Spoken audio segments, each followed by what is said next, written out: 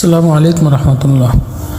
আজকের আলোচনা করব বদনসিব আবু জেহেলের খসনসিব সন্তান। কুরাইশরা দিন ইসলাম ওনার প্রচার প্রসার থামানোর জন্য একটা আইন করেছিল যে কোনো ব্যক্তি যদি হুজুর পাক সাল্লাল্লাহু আলাইহি সাল্লাম ওনার সাথে কোনোরূপ সম্পর্ক স্থাপন করে তাহলে তাকে মৃত্যুদণ্ড দেওয়া হবে। নাউজুবিল্লাহ। তার কিছুদিন পর আবু জেহেলের সন্তান হযরত আকরামা রাদিয়াল্লাহু তাআলা আনহু, তিনি তখনও দিন ইসলাম গ্রহণ করেননি।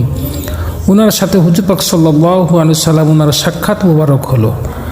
হযরত আকরামা রাদিয়াল্লাহু তাআলা আনহু অত্যন্ত মহব্বতের সাথে হুজুর পাক সাল্লাল্লাহু আলাইহি সাল্লাম ওনার সাথে মুসাফাহা মুআনাকা করলেন। কিছু কুরাইশ দূর থেকে এটা দেখে ফেলল। তারা হযরত আকরামা রাদিয়াল্লাহু তাআলা আনহু ওনাকে বলল, আপনি আমাদের সর্দারের ছেলে, আপনারই আইন করেছেন যে কেউ হুজুর পাক সাল্লাল্লাহু আলাইহি সাল্লাম ওনার সাথে কোনরূপ সম্পর্ক স্থাপন করলে তাকে মৃত্যুদণ্ড দেওয়া হবে। তাহলে এখন আপনি নিজেই যে ওনার সাথে মুসাফাহা মুআনাকা করলেন, আপনার কি শাস্তি হওয়া উচিত? শাস্তি হওয়া কি উচিত না? তখন হযরত আকরামা রাদিয়াল্লাহু তাআলা আনহু বললেন, ঠিক আছে, তোমরা আইন বাস্তবায়ন করো। কুরাইশরা বলল, আপনি কিভাবে শাস্তি নেবেন? তিনি বললেন, তোমরা যেভাবে পছন্দ করো। তারা তখন পরামর্শ করে ওনাকে পাহাড়ের উপর থেকে নিচে ফেলে দিল।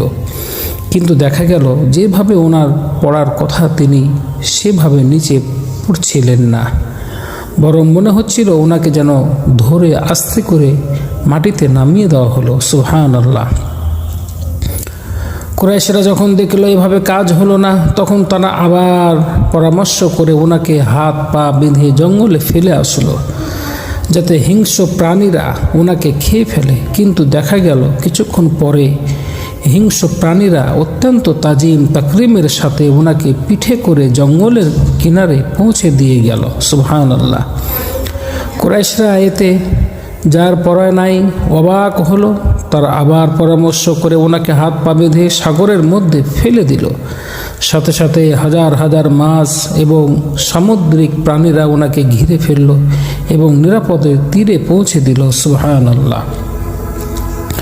কুরাইশরা অত্যন্ত আশ্চর্য হয়ে বলল, হে হযরত আকরামা রাদিয়াল্লাহু তাআলা আনহু, আমরা আপনাকে পর 3বার মৃত্যুদণ্ড দেওয়ার চেষ্টা করলাম, কিন্তু প্রতিবারই আপনি নিরাপদে বেঁচে গেলেন।